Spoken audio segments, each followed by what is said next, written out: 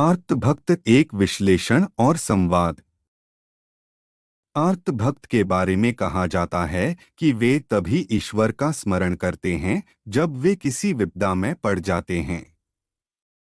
यह आधा सत्य है और अधूरा सत्य सबसे घृणित व दुष्कर्म है, और ऐसा केवल किसी दुर्भावना के कारण ही हुआ होगा। तथ्य यह है कि कई आर्तभक्त तो शायद अपने पूरे जीवन में एक बार भी ईश्वर को सहायता के लिए पुकारते भी नहीं, लेकिन ईश्वर स्वयं इनको जीवन के कठिनतम क्षणों में दुर्लभ व चमत्कारी सहायता अथवा दिशा या इनके विचारों को सिद्धि की तरफ मोड़ देता है। आर्तभक्त को मुख्यतः दो भागों में बांटा गया है। एक वह भक्त हैं जो जन्म से ही प्रारब्ध अनुसार ईश्वर के किसी भी रूप को नहीं मानते, या उनका जन्म ऐसे प्रदेश में हुआ होता है जहां जीवन को बचाना ही मुख्य संघर्ष होता है और वह उसी संघर्ष में घिरे रहते हैं। दूसरा वह भक्त होते हैं जो प्रारब्ध अनुसार अत्यंत श्रेष्ठ प्रतिभा के साथ जन्म लेते हैं और पूरा जन्म किसी नए निर्माण, नए विज्ञान, नए शिक्षा के आयाम, देशभक्ति में डूबे हुए योद्धा, सामाजिक कार्य में लगे हुए अत्यंत प्रतिभावान संकल्पवान व्यक्ति, तर्कशास्त्री, चिकित्सक, तकनीकी विशेषज्ञ आदि आते हैं। वे पूरे जीवन को अपनी एकाग्र एकघनी धुन में लगाकर समाज को वांछित उन्नति प्रदान करते हैं। एक शुद्ध पितृहृदय अथवा एक गंभीर शिक्षक की मनस्थिति से परिपूर्ण हृदय ही आर्तभक्त की महानता की अनुभूति कर सकता है। सामान्य बुद्धि से यही दिखाई देता है कि आर्तभक्त न केवल अनीश्वरवादी है, बल्कि वह ईश्वर की सत्ता को हमेशा चुनौती देता रहता है। आर्तभक्त एक उस बालक की तरह होता है जिसको उसके पिता या शिक्षक किसी कार्य को सौंपते हैं और वह बालक पूरी एकाग्रता से उस कार्य को पूर्ण करने में तल्लीन हो जाता है, और उस कार्य को सिद्धि तक पहुंचाने के सिवाय और कुछ भी उसके संकल्प, मन व व्यवहार में नहीं होता। वह केवल उस कार्य में ही पूरी तरह डूबा हुआ होता है।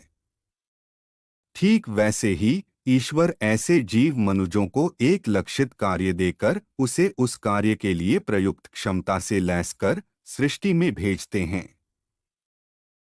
और वह मनुज अपनी पूरी क्षमता के साथ बिना किसी लाभ हानि आदि को सोचे उस कार्य के सिद्ध करने के लिए अपने जन्म के बाद अपने लक्ष्य की तरफ चल पड़ता है। आत्मोर्जा, संकल्प और पूरे मन से दृढ़ निश्चय कर उस कार्य के लिए उपयुक्त ज्ञान प्राप्त कर उसे पूरा करता है। उस कार्य के सिवाय उसे ना तो कुछ और ज्ञात होता है, ना ही वह किसी और ज्ञान, ध्यान, योग, भक्ति आदि की तरफ आकर्षित होता है। ऐसा पुत्र और शिष्य किसी भी पिता व शिक्षक के लिए दुर्लभ व बहुत अनमोल होता है, और पिता और शिक्षक भी अपनी तरफ से ऐसे पुत्र व शिष्य को लगातार अपने ध्यान में रखते हैं। यदि ऐसा पुत्र व शिष्य किसी भी दुख आदि से ग्रसित हो तो वे तत्काल किसी न किसी रूप से उसके दुख को दूर करते हैं। इसी तरह ईश्वर भी अपने आर्त भक्तों पर विशेष दृष्टि रखते हैं और उनके बहुत निकट रहते हैं और उनकी कर्म रूपी तपस्या को सफल बनाते हैं।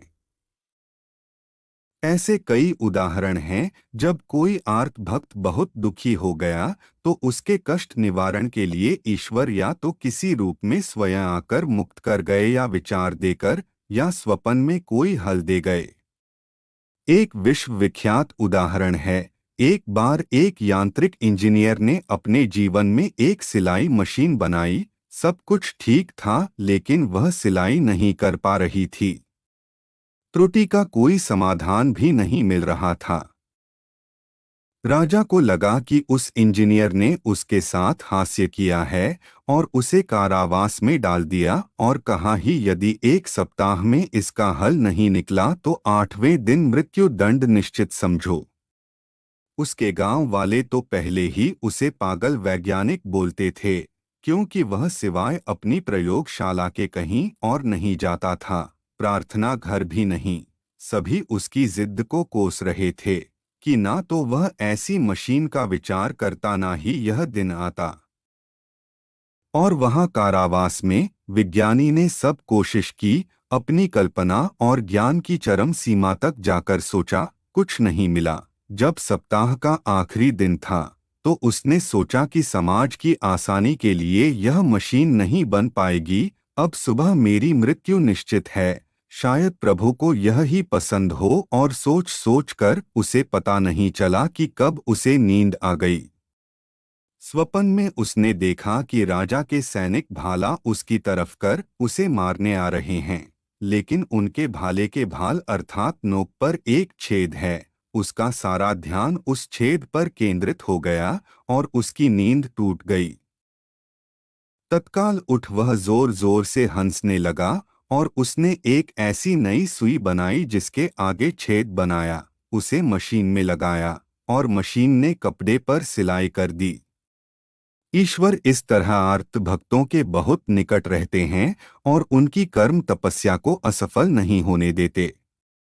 इतिहास में ऐसे अनंत उदाहरण हैं कि जिन्हें समाज में नास्तिक व अनीश्वरवादी आदि का नाम मिला हो और उन्होंने समाज को नए तल पर ले जाने के लिए अपनी महत्वपूर्ण खोज व अनुसंधान किया। दूसरे तरह के आर्त भक्त जो जन सामान्य में मिलजुल कर रहते हैं, लेकिन सभी तरह के भगवत पूजा अपने पवित्र स्थल आदि में उनका उठना बैठना नहीं होता, लेकिन वे अपना कार्य पूरी निष्ठा से कर रहे होते हैं, उन पर भी ईश्वर विशेष रूप से कृपालु होते हैं। एक कथा है, एक बहुत सुदूर गांव में एक वृद्ध पुजारी रहता था। पूरे जन्म भर उसने पूजन अर्चन पुरोहिताई आदि पूरी निष्ठा व समर्पण से की, लेकिन उसकी स्थिति बहुत दयनीय थी। ना कोई परिवार, ना खेत, न ही पशु व खलिहान। दूसरे गांव के एक व्यापारी उसे कभी कभी गेहूं आदि भिजवा दिया करता था। उसके मन में यह बात घर कर गई कि यदि वह केवल एक व्यापारी होता तो सबका भला करता। भगवान ने मुझे ऐसा जन्म पता नहीं क्यों दिया कि भुखमरी के सिवाय और कुछ नहीं है जीवन में। ईश्वर उसे देखकर मुस्कुराए और इस तरह जीवन के अंतिम दिनों में उसका मन इन विचारों से ग्रसित हो गया और कुछ दिनों में उसने देह त्याग दी। ईश्वर ने उसे राजधानी में एक धर्मभीरू बड़े व्यापारी के घर में जन्म का उपहार दिया। उसका नाम गोविंद पड़ा। वह अपने सभी भाइयों बहनों में सबसे छोटा था।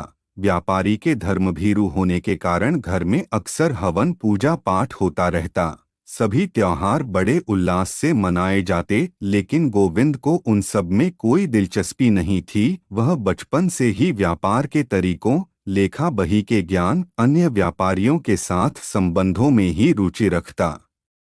धीरे धीरे जब वह बड़ा हुआ, सभी तरफ यह बात फैल गई कि इतनी धार्मिक परिवार में जन्म लेकर भी गोविंद एक नास्तिक मानसिकता का व्यक्ति है। इस कारण उसका मित्र मंडल बहुत छोटा था। पिछले जन्म की इच्छा की छाप जीवन के हर भाग में पड़ रही थी। एकाकी जीवन की इच्छा ने गोविंद को परिवार से दूर दूसरे शहर ले गई और वहां उसने अपने कुछ बचाए धन से धान व कनक के व्यापार की शुरुआत की। बचपन से सीखा हुनर और महारथ ने जल्दी उसे शहर के प्रमुख व्यापारियों में स्थापित कर दिया। नास्तिक उपनाम के कारण उसे सब रूखा व्यापारी कहकर बुलाते। उसने विवाह नहीं किया, लेकिन पूर्व जन्मों के संकल्प व संस्कारों के कारण पूरे जन्म भर उसने सतत भंडारे लगाए, कई विद्यालय बनाए, चिकित्सालय खोले और एक दिन अत्यंत वृद्धा अवस्था में देह त्याग दी। आज भी गुजरात के लोग उन चिकित्सालय आदि को रूखे के दान रूप में देखते हैं, जिसने पूरे समाज को अन्न, शिक्षा व चिकित्सा देकर उसका उत्थान किया। आर्त भक्त इस तरह केवल अपने कर्मों में एकाग्र होकर अपने जन्म को ईश्वर द्वारा नियोजित कार्य में खपा देते हैं। उनका जीवन केवल मन की इस एकाग्र राह पर चलता है और सिवाय उस ईश्वर नियोजित कार्य के उनको किसी की भी सुध बुध नहीं होती। आर्त भक्त को अपने कार्य में निर्बाध्य रूप से लगे रहे देना ही उसका उचित सम्मान है।